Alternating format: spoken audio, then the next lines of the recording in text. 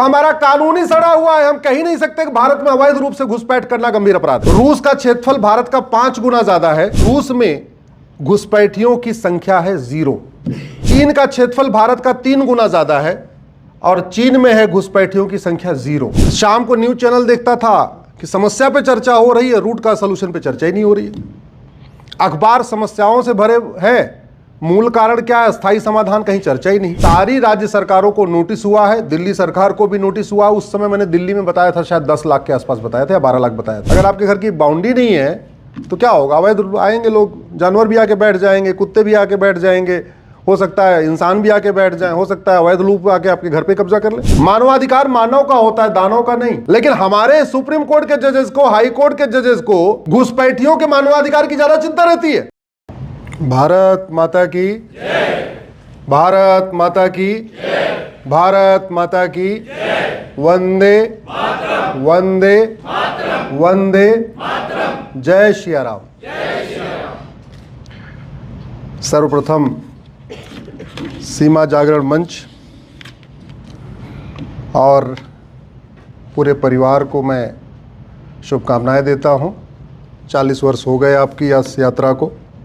आप लोग भारत माता की सेवा कर रहे हैं लगातार। आदरणीय लेफ्टिनेंट कर्नल नितिन कोहली साहब को मैं विशेष रूप से आभार व्यक्त करता हूं, आपने मुझे यहाँ बुलाया। श्री डॉक्टर दीप नारायण पांडे जी को धन्यवाद देता हूं, आपने मुझे बुलाया। आप सबको मैं, जो बड़े हैं उनको प्रणाम करता हूं, जो छोटे हैं उनको अपना स्नेह भेंट करता हूं कि आप लोग आए हैं आज इसी बहाने आपसे मिलना हो गया। अब मेरे हाथ में इतनी सारी किताबें हैं तो आपको लग रहा होगा सीमा जागरण मंच की बात हो रही तो किताब क्यों आ गई। किताब तो सुप्रीम कोर्ट में होना चाहिए, लेकिन सीमाओं की रक्षा का संबंध किताब से है, इसलिए किताब लाया हूं। पहले मैं इंजीनियर था, तो जापान की कंपनी में काम किया करता था। तो वहाँ हर चीज़ में, हर प्रॉब्लम में 5 बार वाई लगाते हैं। कुछ भी दिक्कत होगी उसमें 5 बार वाई। जापान में तो ये सिस्टम है कि अगर कोई आत्महत्या कर ले तो आप FIR करा दो, तो वहाँ के इंस्पेक्टर की जिम्मेदारी है वो 5 बार उसमें वाई लगाएगा। आत्महत्या क्यों किया जी, टेंशन में था, टेंशन में क्यों था, वो पड़ोसी ने उसकी जगह पे कब्जा कर लिया, पड़ोसी ने उसकी जगह पे कब्जा क्यों कर लिया, उसके अंदर कानून का खौफ नहीं था क्या। एक काम करो, कानून बदल दो, ऐसा कानून बताओ कि आप आज के बाद से कोई पड़ोसी दूसरे पड़ोसी जमीन कब्जा ही न कर पाए।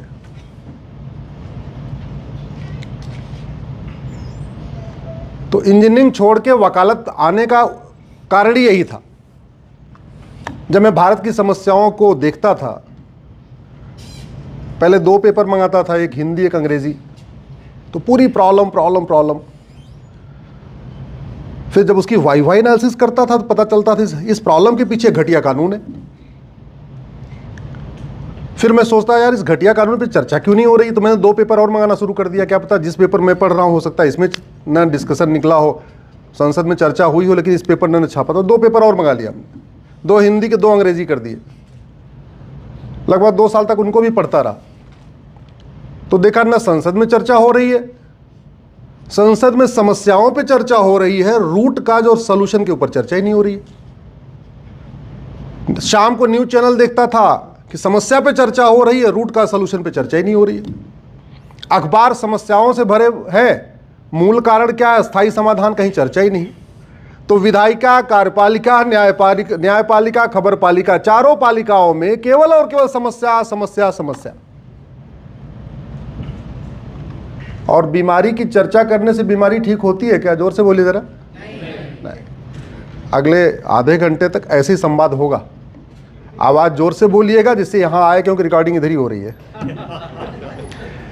सीमा जागरण मंच में पहली बार आया हूं, ये वीडियो 4 से 5 करोड़ लोगों तक पहुंचेगा, तो ऐसे पता होना चाहिए कि 40वां अपना जो है कार्यक्रम था स्थापना दिवस का, सीमा जागरण के मंच के में लोगों में जोश है। तो जब भी मैं कुछ पूछूं ऐसे बोलिएगा, जिससे हमारी बात के साथ साथ आपकी बात भी जानी चाहिए।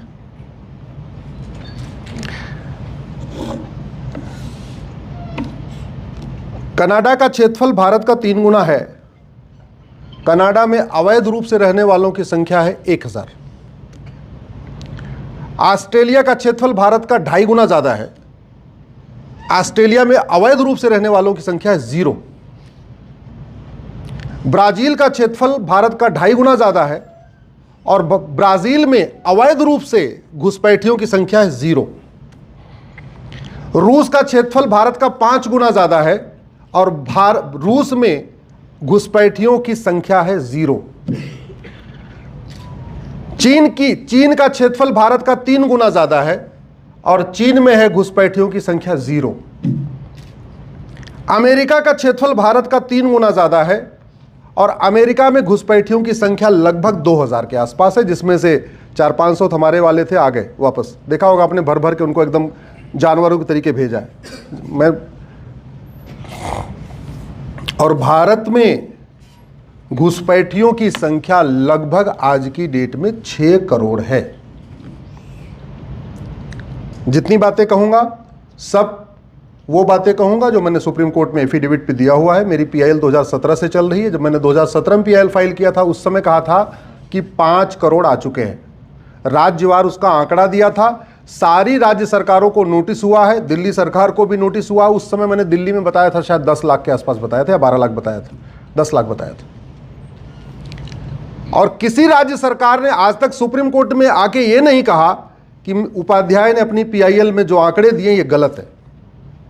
तो इसका मतलब मैं मान के चल रहा हूं कि वो भी मान रहे हैं कि जो मेरे आंकड़े हैं वो सही हैं। केंद्र सरकार के गृह मंत्रालय को भी नोटिस गया, गृह मंत्रालय ने भी नहीं कहा कि हाँ आपकी जो आंकड़े हैं गलत है।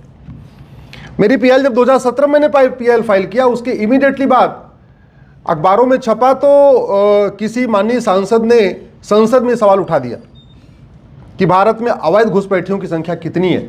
तो किरण रिजिजू जिस समय गृह राज्य मंत्री हुआ करते थे, उन्होंने कहा 2 करोड़ है। हालांकि उन्होंने कहा कि हमारी जानकारी के अनुसार लगभग 2 करोड़ है, लेकिन अंतिम ये संख्या नहीं है। भारत जिसका क्षेत्रफल चीन का 1/3, अमेरिका का 1/3, रूस का 1/5, ब्राजील का लगभग 1/3, कनाडा का लगभग 1/3, वहां घुसपैठियों की कितनी संख्या है? जोर से बोलिए जरा। कभी आपने दुबई में सुना कोई अवैध रूप से गया है? सुना क्या? नहीं। कुवैत में, बहरीन में कभी सुना आपने कोई अवैध रूप से गया? तो भारत में क्यों आते हैं? भारत में क्यों आ जाते हैं? ऐसा नहीं कि केवल भारत के बॉर्डर खुले हुए, बाकी दुनिया के देशों के बॉर्डर भी खुले हुए। देश कैसे सुरक्षित रहता है इसको समझना, तो पहले आपको समझना पड़ेगा घर कैसे सुरक्षित रहता है। आपका घर सुरक्षित कैसे रहेगा आप समझिए। बाउंड्री हो, एक गेट हो, वहां गेट पे एक सिक्योरिटी वाला हो, फर्स्ट फ्लोर पे सीसीटीवी भी लगा हो, 2 खतरनाक कुत्ते भी खड़े हो कि अगर नहीं माना तो काट भी लेंगे, नोटिस बोर्ड भी लगा हो कि इस घर में अवैध रूप से प्रवेश करना ठीक नहीं है, तो जिम्मेदारी तुम्हारी होगी जो आएगा। 2 लठैत भी खड़े हो, घर ऐसे सुरक्षित होगा। अगर आपके घर की बाउंड्री नहीं है तो क्या होगा? अवैध आएंगे लोग, जानवर भी आके बैठ जाएंगे, कुत्ते भी आके बैठ जाएंगे, हो सकता है इंसान भी आके बैठ जाए, हो सकता है अवैध लोग आके आपके घर पे कब्जा कर ले। तो जैसे घर असुरक्षित होता है वैसे देश असुरक्षित होता है। तो भारत में घुसपैठ का जो कारण है उसका एक बड़ा कारण यह है कि बॉर्डर का बहुत बड़ा एरिया खाली पड़ा हुआ है। असम का बॉर्डर भी खाली पड़ा हुआ है आज भी, और बंगाल का बॉर्डर भी खाली पड़ा हुआ है आज भी, त्रिपुरा का बॉर्डर भी खाली पड़ा हुआ है, कोई फेंसिंग ही नहीं वहां पे, सीसीटीवी लगा ही नहीं है। अच्छा, खाली प्लॉट हो उसको सुरक्षित करने का एक तरीका यह भी होता है कि आप वहां एक नोटिस बोर्ड लगा दो, और नोटिस बोर्ड लगा के दो भैया ये प्लॉट इनका है या विवादित है या कोर्ट में चल रहा है, कृपया इस पे आने की कोशिश न करें। तो हमने बॉर्डर पे बोर्ड भी नहीं लगाया कि बड़े बड़े बोर्ड लगा के ये बता दें कि भारत में अवैध रूप से प्रवेश करना गंभीर अपराध है। अब वो क्यों नहीं लगाया? क्योंकि अपराध घोषित करने के लिए क्या बनाना पड़ता है? यहां कई अधिवक्ता बैठे हुए हैं, क्या बनाना पड़ता है? तो हमारा कानून ही सड़ा हुआ है। हम कह ही नहीं सकते कि भारत में अवैध रूप से घुसपैठ करना गंभीर अपराध है। घुसपैठियों को रोकने वाला कानून फॉरेनर एक्ट 1946 का चल रहा है, पासपोर्ट एक्ट 1967 का चल रहा है। और घुसपैठ करना तो फिर भी थोड़ा बहुत अपराध है, घुसपैठियों की मदद करना तो कोई अपराध ही नहीं है। तो इसलिए नोटिस बोर्ड लगाने के पहले आपके पास क्या होना चाहिए? कानून। कानून ही नहीं है तो नोटिस बोर्ड कहां से लगाएंगे? एक और महापाप जो 2012 में हुआ, कांग्रेस की सरकार ने बांग्लादेश के साथ नॉन लीथल ट्रीटी कर लिया और नॉन लीथल ट्रीटी करके बीएसएफ वालों के हाथ पैर बांध दिए। वो आते हैं वहां चिढ़ाते हैं, सब कुछ करते हैं, बीएसएफ वाले गोली नहीं चला सकते क्योंकि 2012 का नॉन लीथल ट्रीटी खड़ा हो गया।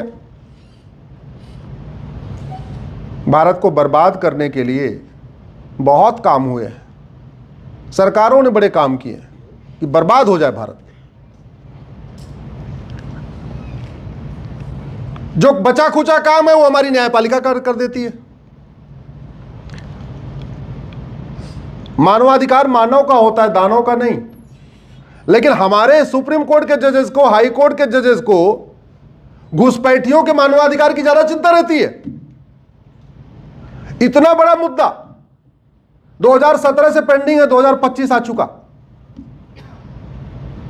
सुप्रीम कोर्ट के लिए प्रायोरिटी होना चाहिए था कि यार ये हमारी राष्ट्र की सुरक्षा के लिए एक बड़ा गंभीर मुद्दा है, इस पे डिसीजन पहले कर दो। लेकिन नहीं, उन्होंने हमारी याचिका को विरोध करने वालों को हमारे साथ जोड़ दिया। हमारे विरोध में 12 याचिकाएं आ गई हैं। वो कह रही हैं कि घुसपैठियों को राइट टू फूड मिलना चाहिए, घुसपैठियों को राइट टू एजुकेशन मिलना चाहिए, घुसपैठियों को राइट टू शेल्टर मिलना चाहिए, इनको रोटी भी मिलना चाहिए, कपड़ा भी मिलना चाहिए, मकान भी मिलना चाहिए, मनरेगा भी मिलना चाहिए। ये कॉमन सेंस की बात है। मुझे समझ में नहीं आ रहा है कि इतनी छोटी सी बात, घुसपैठ राष्ट्र की सुरक्षा के लिए खतरा है। अच्छा आप बताओ, घुसपैठ राष्ट्र की सुरक्षा के लिए खतरा है कि नहीं? घुसपैठ देश की एकता अखंडता के लिए खतरा है कि नहीं? घुसपैठ अपने आप एक इनडायरेक्ट वॉर है कि नहीं? घुसपैठ एक ऑर्गेनाइज क्राइम है कि नहीं? ये सब कुछ आपको पता है। आप में से सब लोग लायर नहीं है, कॉमन मैन है आप। लेकिन ये बात हमारे जजों को नहीं पता है, हमारे सुप्रीम कोर्ट के जजों को नहीं पता है कि घुसपैठ राष्ट्र की सुरक्षा के लिए खतरा है। इनको जितने जल्दी हो सके खाली करा दो।